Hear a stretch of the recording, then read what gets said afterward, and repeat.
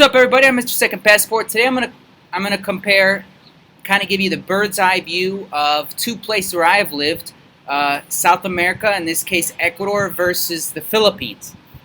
Right? We're gonna cover a couple different main points like cost of living, climate differences, single life, local food, the visa situation, business opportunities. So first of all, the cost of living. In Ecuador and probably in South America in general, it's much less expensive than the Philippines. Most things. Food is less expensive. Taxis are less expensive than in the Philippines.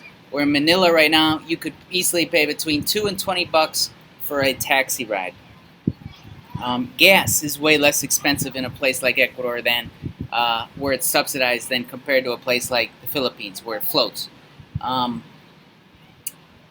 Now, apartments and whatnot, about the same price, Ecuador to the Philippines.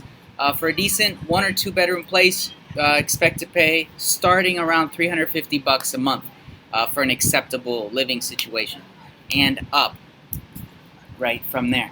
Now, let's talk about the climate.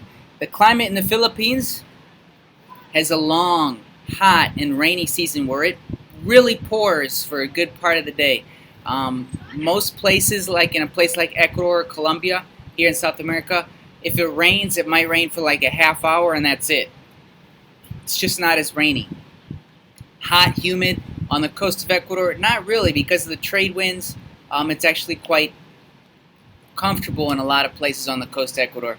Only for 2 or 3 months a year you might get that oppressive heat, like from January to March. Now, the single life, obviously, if you're looking for women who like older foreign men, then you want to go to the Philippines every day of the week compared to South America. But in South America, it's not that bad as well if you're looking for that aspect of life, And as far as the local food's concerned, I've lived in both places, and I prefer 1,000 times over Ecuador food, but that's just me. Visa situation right now in the Philippines, there's a lot of COVID bullshit, you could say, when it comes to getting visas and staying longer term. In Ecuador, not so much. We've kind of gotten past that, and there's not really anything to worry about except wearing masks in a lot of places. When it comes to business opportunity, Ecuador beats the Philippines hand over fist if you still need to make money somehow, because you can't even own land in the Philippines as a foreigner. And if you do start a business and it's successful, you run the risk of, due to the corruption there, just someone coming in and basically locking the door on you. It's happened to other foreigners I know, and losing everything. So again, but that doesn't really happen in a place like Ecuador. You have the same rights as locals when it comes to buying land, buying cars, selling cars, or starting businesses as well.